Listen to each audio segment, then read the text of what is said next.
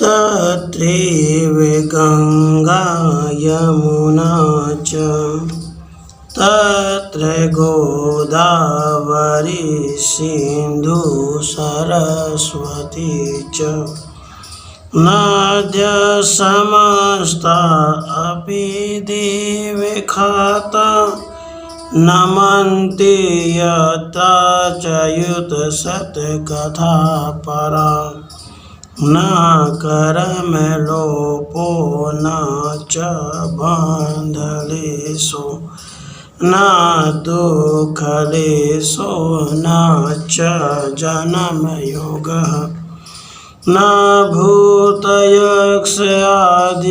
पिशाच पीडा यत्र च युतोद्धारकथा प्रसंगः। सतयुग का अंतिम भाग समाप्त हो रहा था। तब की बात है, गंगा जी से 2 कोस दक्षिणी हटकर सत्यव्रत नामक ग्राम में एक महातपस्वी बृहतपा नाम के ब्राह्मण रहते थे। उन्होंने दीर्घतमा नामक एक जन्मांध महर्षि को लगातार 100 वर्ष तक भगवान की कथा सुनाई थी। उसी सत्यव्रत गांव में एक और ब्राह्मण रहते थे जिनका नाम था पुण्यधामा। जब बृहतपा की कथा होने लगती तब ये पुण्यधामा भी वहां अवश्य पहुंचते। ये पुण्यधामा जितने कथा लोलुप थे कि 100 वर्ष तक भगवत कथा ही सुनते रह गए। यद्यपि गंगा जी वहाँ से 2 कोस पर ही थी, तथापि ये कथा लोलुप पुण्यधामा जी 100 वर्ष तक वहाँ स्नान करने भी नहीं गए।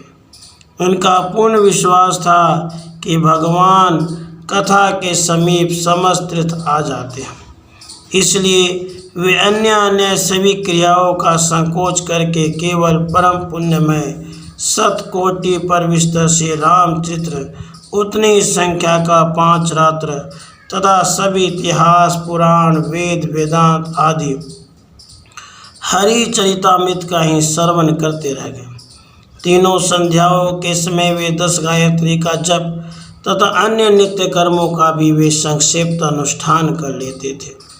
रात्रि में तीर्थयात्रियों की सेवा भी वे बड़े दक्षित होकर करते थे। संक्षेप में पुण्यधामा जी की 2 ही गतियाँ थी, सदा विष्णु कथा का श्रवण और अतिथि महात्माओं की सेवा। एक दिन पुण्यधामा जी जब कथा सुनकर लौटे, उसी समय उनके यहाँ 2 महात्मा धृतव्रत और ज्ञान सिंधु तीर्थ यात्रा के प्रसंग में पधारे।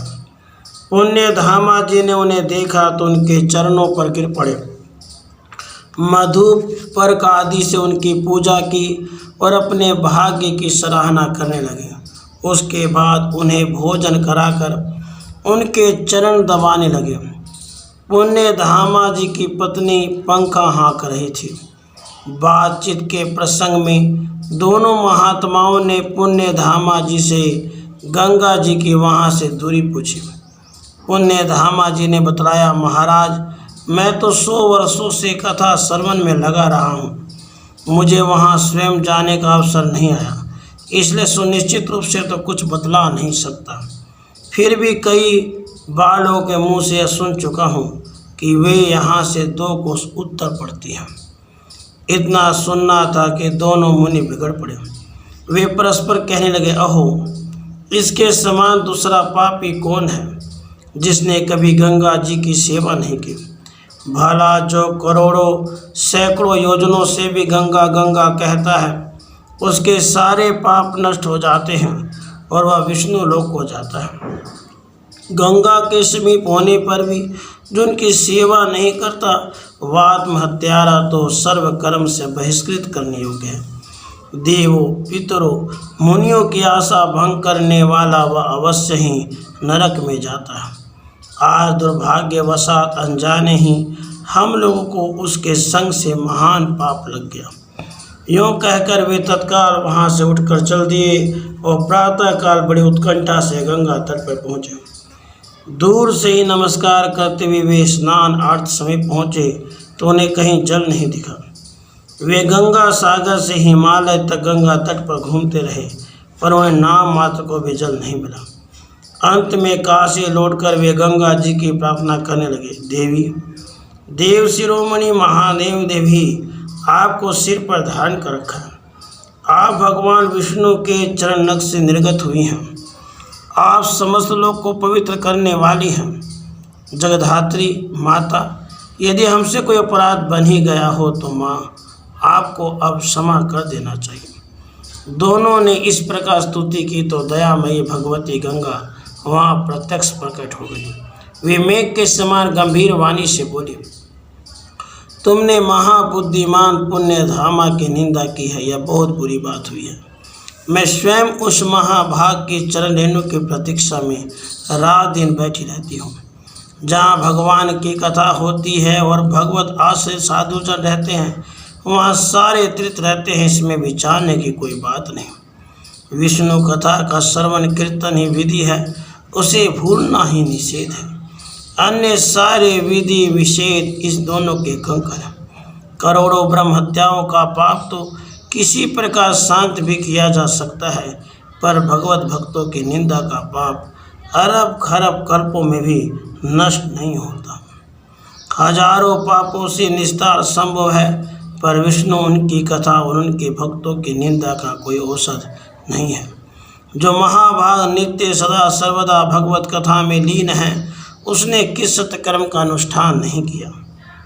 भगवान सहस्रों अपराधों को भूल सकते हैं, पर अपने भक्तों के अपमान को वे कभी नहीं क्षमा कर सकते। वे लक्ष्मी को तो कथनचित छोड़ने को तैयार भी हो सकते हैं, पर वे भक्त वत्सल भक्त का परित्याग स्वप्न में भी नहीं कर सकते। इसलिए तुम लोग उस पुण्य धामा को प्रसन्न करो। जब तक ऐसा नहीं करते, मैं प्रसन्न नहीं होती और तुम्हें जल नहीं दिखता।